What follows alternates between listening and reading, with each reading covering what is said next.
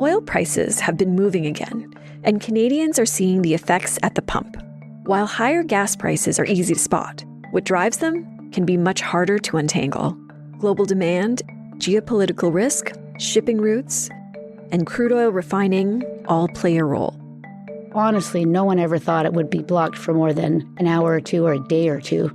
The world will figure out how long it's going to take us to get things running back to whatever is the new normal, which will not be the old normal.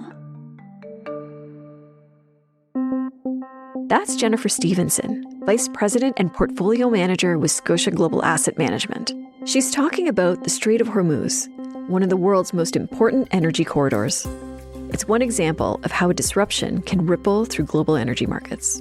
Even though Canada is a major oil producer, it doesn't mean Canadians are fully protected from those global price swings. We're not seeing shortages in Canada because we're an energy producer. Oil is a global commodity. And global commodities are priced in global markets.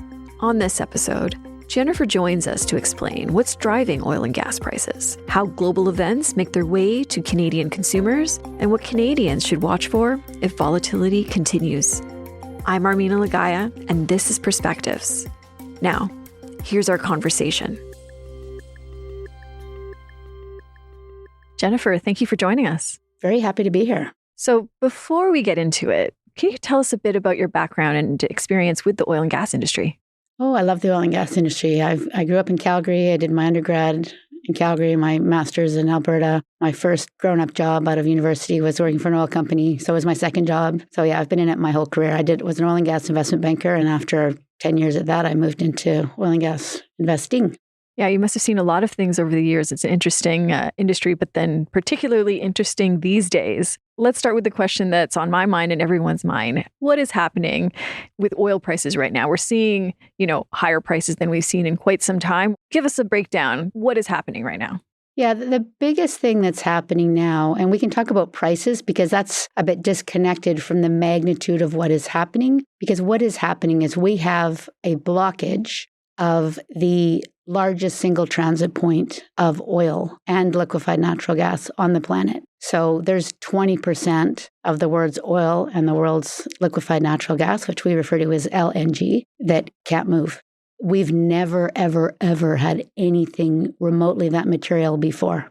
Let's talk a bit more about the Strait of Hormuz because it's made more clear now how pivotal a waterway it is. But can we sort of set the context of the countries that are there, the role that they play in those industries and why this one has been so critical? Because it was free-flowing before, but now that's obviously changed.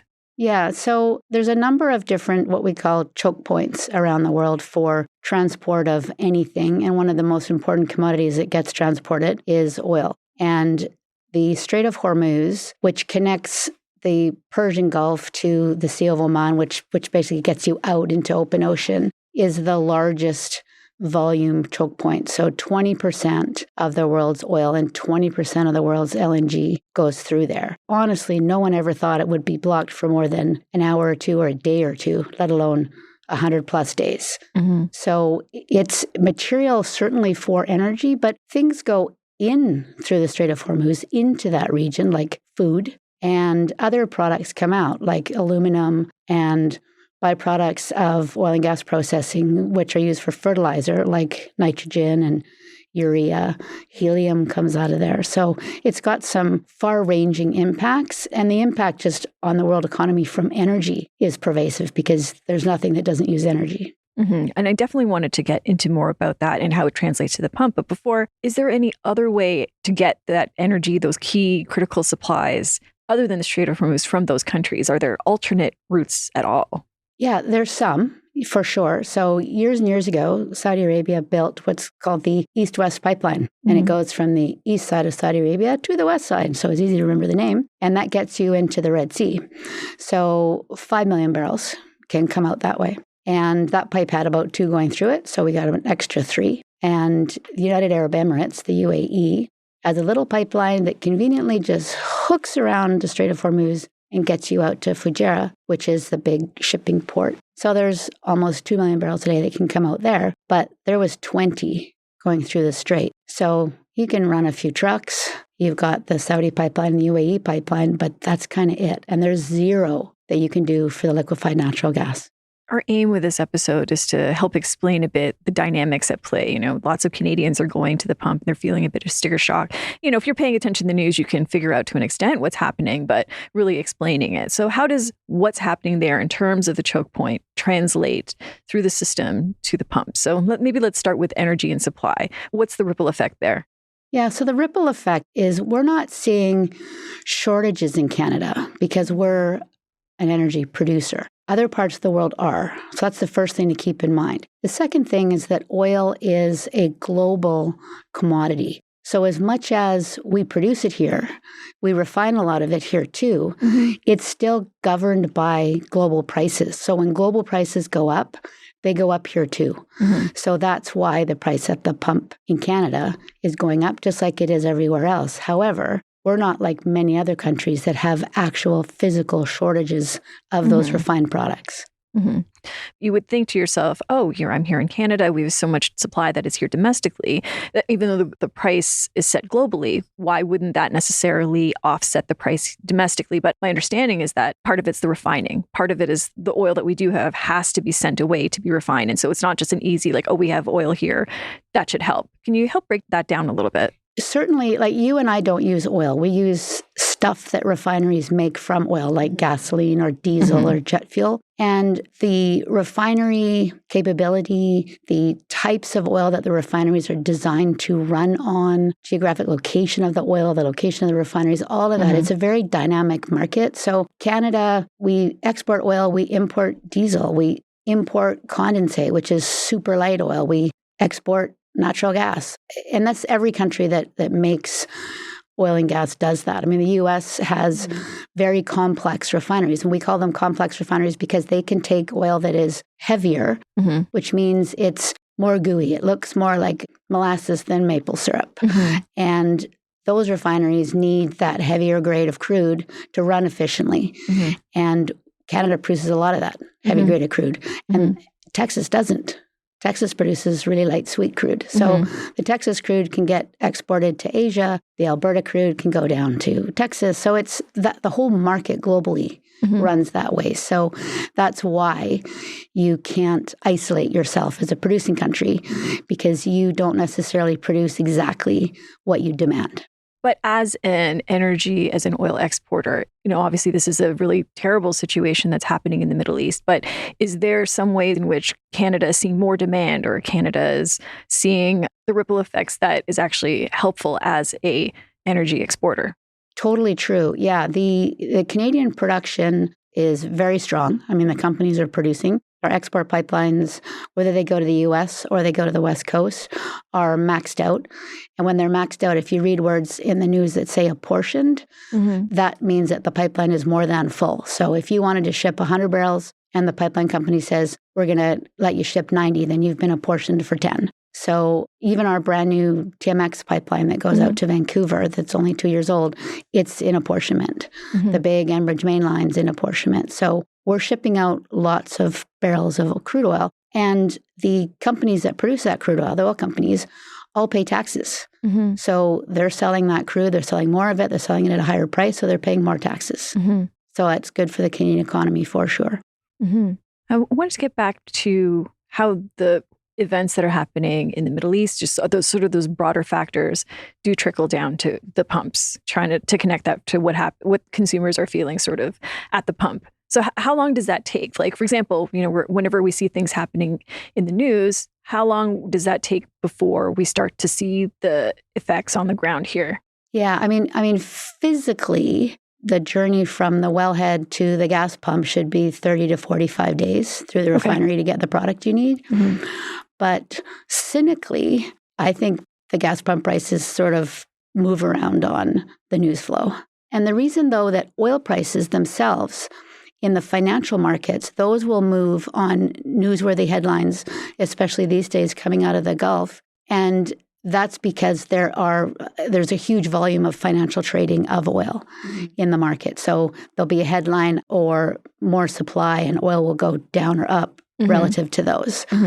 So that'll affect the oil price in the financial market immediately that day.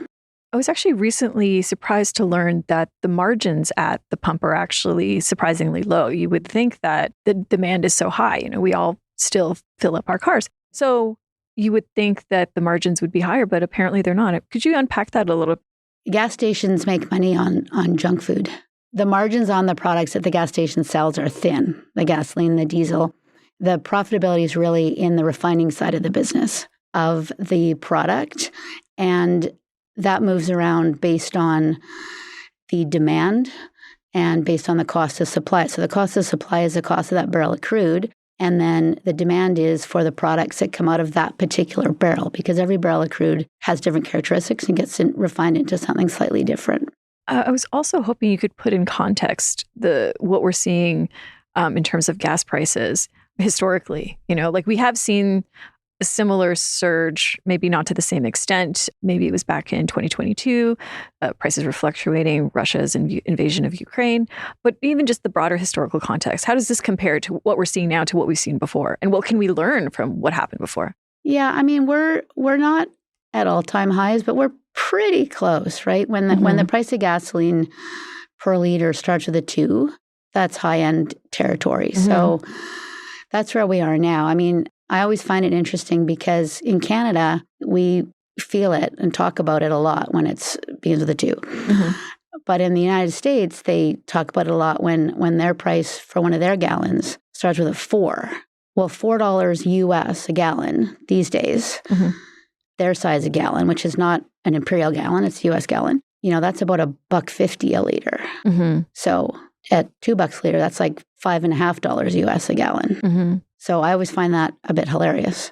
But we're at those high price levels. But the thing to think about with demand for gasoline is that what we see historically is it's very what we refer to as inelastic, meaning that the demand doesn't change that much as the price changes. So when gasoline is really cheap, you don't drive that much more. And when it's really expensive, you don't drive that much less because it's kind of a necessary product. You will make substitutions in other parts of your income. Maybe you buy less clothes, or maybe you buy a no-brand grocery product instead of a branded grocery product and save a couple bucks there, and there's another liter of gasoline. So we see that sort of substitution effect more so than less actual fuel demand. But we do see some when prices get high. And I think when they hang out over $2, that's getting high for sure. But it's also about how quickly it gets there. If it went from 75 cents to $2 in 2 weeks, that's a shock. If it crawls up there over a year, you kind of get used to it. Do prices ever come back down to where they were? Or do they always stay like a little bit elevated from where they were? Oh, no, they come back down for sure. I mean, I think living through COVID was a really good example. I took pictures at the gasoline pumps because there was just prices that were shockingly low. And then when we went through the COVID rebound, when everybody was like, woohoo, we get to go drive our cars, then they were shockingly high quickly. So they do definitely move around. What is the impact of a prolonged closure? What will we start to see? The disconnect right now is that we have this absolutely historically massive disruption in volumes. And what we don't have is a massive price increase in oil. And because we've been able to buffer that supply drop a few ways. The first was what we talked about with those other pipelines. So those are filled up. And there's been a few ships sneak out. There's a few trucks sneak out. I mean, it's a drop in the bucket, but every drop helps. And there's been some demand deferral. I never refer to it as demand destruction because it comes back. So there's been a bit of demand deferral. And the biggest demand deferral has been that China, who is a huge buyer of crude oil, is not buying very much at all right now, partly because prices are higher and partly because they don't need to, because they've spent the last 2 years stockpiling an incredible amount of crude oil. So there's not that demand for crude, and they're also not running their refineries as hard because they're just able to do that. Just say, we're not going to allow the refineries to run, we're not going to produce the end products, not as much gasoline available, diesel available there. And they've got more electric cars there, so they've got some flexibility. So we talked about the impact of a prolonged closure of the strait. What impact would opening the strait have on gas prices in the short and the long term. My question is also, has the dynamic changed? Will there also be some level of uncertainty that keeps prices a bit elevated? There's a whole bunch of answers in there. So when we think about getting past the buffers, because the biggest buffer after China not buying is that we have been drawing down the stockpiles that the rest of the world had. So some commercial inventories, but the biggest stockpiles are what we refer to as strategic petroleum reserves, SPRs. And a number of countries in the world have those. They have coordinated together, as they always do, to release those. And those are out in the market, and it's taking the edge off. So that's why, with such a massive disruption in the Strait and a few buffer points, we've also got this inventory drawdown, which is really helping. That's why prices aren't insane. But we're talking about physical molecules. So those inventories are not infinite. So I would say at some point in the summer, July or August, we start to scrape the bottom of the tanks, just to put a visual on it. And that's when prices could go crazy. But the financial market, which is the price of oil we see every day, WTI and Brent, it'll go really negative. It'll be like, oh, yay, we're going to have all this oil back tomorrow by lunch, which is complete fallacy. Because after that little knee-jerk reaction, the world will figure out how long it's going to take us to get things running back to whatever is the new normal, which will not be the old normal. So then, do you expect to hit $200 oil? Is that what you foresee? You're saying that prices could go crazy. Is that something? There was talk about it before. We haven't quite got there because of some of the buffers you've talked about. Is that in the cards? We've already got this during this crisis. We just haven't seen it in our nice little bubble of North America. So if you were looking for physical molecules of, say, diesel or jet fuel in April or May, you were paying the equivalent of $220 a barrel. If you were looking for crude oil in certain places, you were paying $160 a barrel. In North America, we weren't, because we are not subject to those physical constraints because we're such large producers and refiners. Could it go back there? It's already been there, so it's completely possible. But it's such an important commodity. And when we get to the point, if we get there, where we're starting to scrape the bottom of the inventory tanks, that puts a lot more pressure on the parties within the war to make it stop. What can you do with all of these factors at play? Like, if you are a consumer or a business, how do you plan for the next few months? How do you take all the information, what we know, what we don't know, and proceed? Yeah, that's tricky. There's a deal announced. The financial market will just breathe a big sigh of relief. The oil price will go down. The pump price will go down a little bit. It'll be fun. Everybody will be like, okay, great, it's over. And then it'll crawl back up from there, because we've got producing fields to get back online. We've got all of the tanker ships to move back around the world, fill up, get flowing. And then we have to figure out how much can actually flow through, because it would be very surprising to me if we go back to what we had before. So anything constrained or taxed or feed or whatever the structure is will increase the price. So from a personal perspective, whether you're a business or a person, I think on a day when it's cheap, go fill up. Like when there's a big announcement, go fill up. But in the meantime, just appreciate that there will be volatility. And I don't expect, even when this is completed, that we go back to the prices that we had a few months ago. Because when you think about what the world has just lived through and is living through, where we're drawing down these inventories we've built up, and we're realizing that this choke point of the Strait of Hormuz can in fact be choked, which was never really deemed possible, especially not for this duration, then diversity of supply, if you're an importer, will be important. Having a larger strategic petroleum reserve will be important. So I think we've got an elevated price level going forward once we get through the volatility that this current crisis has created. So sort of wait and see and just try to judge accordingly as things come. Yeah.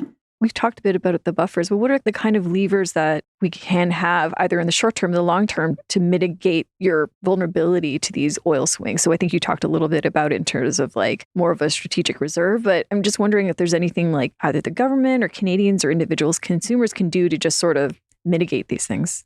I don't think putting a big mitigation as a personal buyer is really necessary, because I think it's important to put this disturbance in context, because this is incredibly huge. And the countries in the world have woken up now to the fact that the Strait of Hormuz can actually be closed. So I think they will be focused on ensuring that doesn't happen again. And that will make them even more vigilant to make sure that some of the smaller choke points, whether it's the Straits of Malacca or the Bab el-Mandeb Strait or various other places, aren't disrupted either. So I don't think there's anything we need to concern ourselves and do as personal consumers.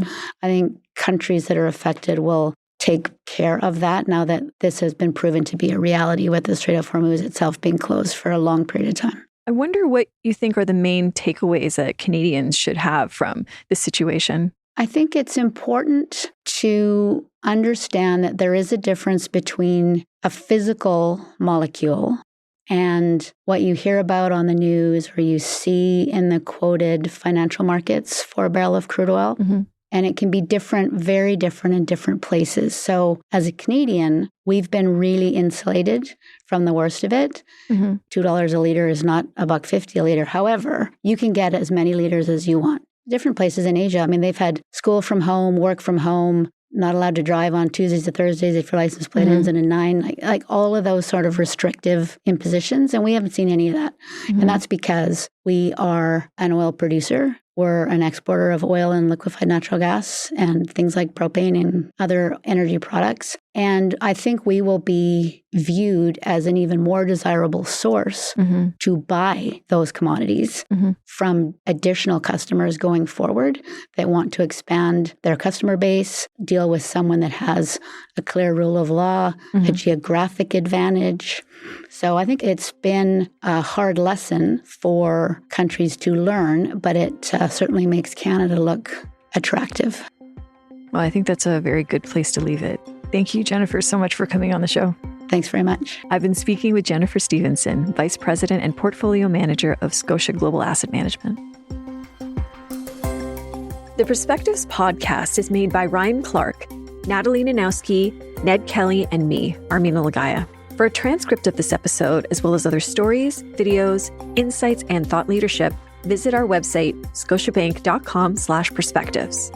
We'll see you next time.